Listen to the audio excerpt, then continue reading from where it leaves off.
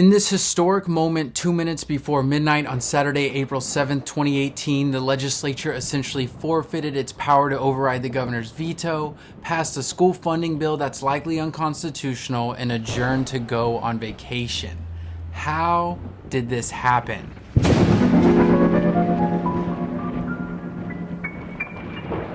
In 1966, Kansans added suitable funding of education to the Kansas Constitution. In 72, education sucked if you lived in a poor area, and courts found this violated equal protection. In 91, the courts established that suitable provision in Article 6 means not just equitable, but also adequate funding. The legislature ignored the court, so the court said schools will shut down if they don't comply. It was dramatic, but the legislature finally passed a bill called the School District Finance and Quality Performance Act. It created a formula to provide for a top-notch education no matter where you lived, as long as you lived in Kansas. The formula has two components to determine how much money a district gets. The major factor is the base state aid per pupil, which is the average cost per student, and we'll call base. You multiply base by enrollment, but enrollment is weighted. This weighting gives a school more money for a special needs student, a student that requires bus transportation, etc. That's supposed to fund everything to adequacy, but for extra stuff there's a local option budget we'll call local, where districts can add up to a third of extra money from property taxes to go beyond adequacy. Property poor districts that can't raise much money from this are given local equalization aid by the state to prevent large disparities. It was smooth sailing from there, but the state slowly began to reduce base to give out tax breaks, so schools sued in 1999. The case called Montoy found that as they cut base, rich districts just funded everything through local. When Montoy 3 said funding was unconstitutional, the legislature tried and failed to amend the Constitution to strip the court's power over schools. The legislature passed a $755 million increase, and a 4-2 divided Supreme Court ended the case. Two justices dissented over worries the legislature wouldn't comply. Immediately, the legislature didn't comply and defunded education by $455 million. In 2010, districts filed a new lawsuit called Gannon. The legislature had farther defunded education in response to the Great Recession, but instead of reinvesting in education as the economy rapidly recovered, the legislature initiated the largest tax breaks experiment in modern history. It didn't go well.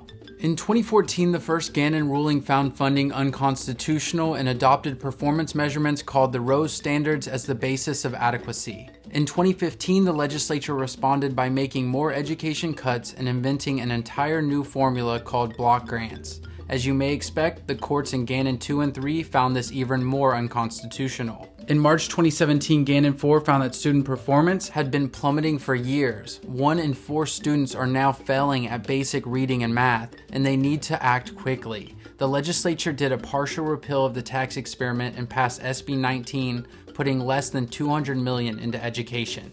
October 2017, Gannon 5 came out, ruling SB 19 is unconstitutional. They have until April 30th to make a plan. 3 of 7 justices dissent in part, saying the legislature should immediately submit a plan.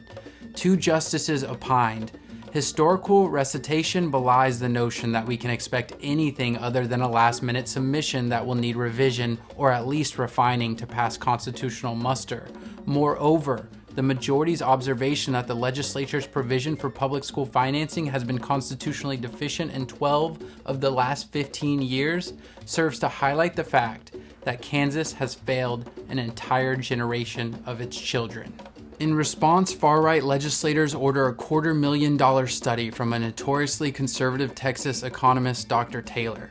President Senator Weigel and Senator Denning wouldn't allow any work until the study came out March 15th. The study found Kansas schools are hyper efficient and need over $1 billion.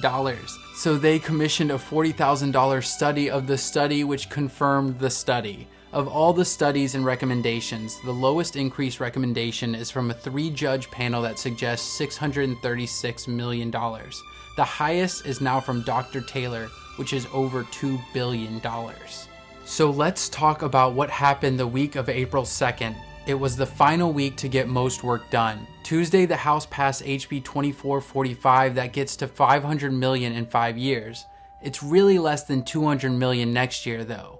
Weigel Denning hold the State House hostage. saying they won't allow anything to happen until both chambers pass a constitutional amendment to rewrite Article 6. Weigel didn't give up, but write a letter blaming Speaker Reichman for the two-day debacle. Weigel then pushes through a low-funding Senate bill by threatening to take away committee chairships. And we arrive at Saturday, the constitutional 90th last day of session. If 2/3 of both chambers don't issue a resolution to extend session by midnight, then the entire year's work is erased and legislators turn into pumpkins.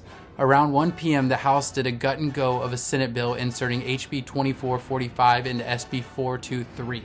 The Senate spent the entire day debating new tax breaks, and in the late evening passed a resolution setting the final day as May 4th, which is too early and won't allow them to have time to deal with any potential governor vetoes.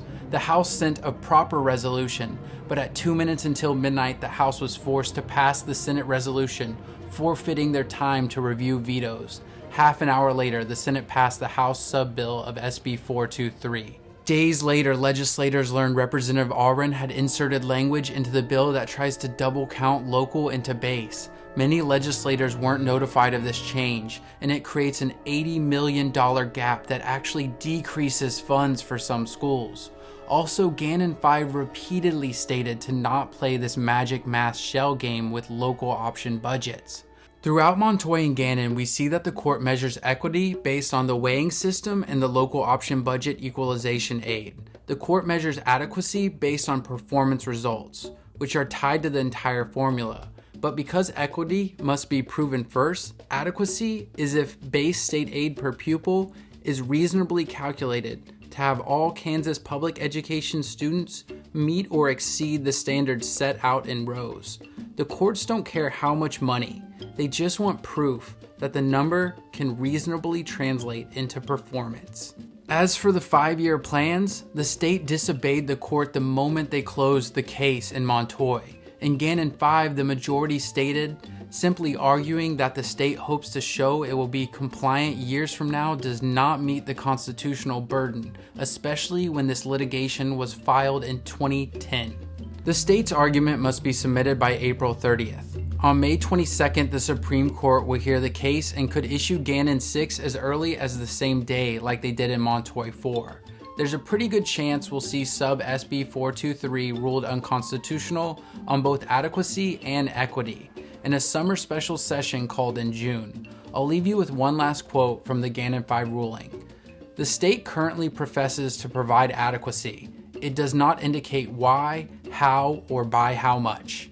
Thanks for watching. If you appreciate this analysis of the Kansas government, please consider making a contribution at loudlight.org/donate. You can find the Gannon 5 ruling at loudlight.org/Gannon. Until next time, thank you so much, Kansas.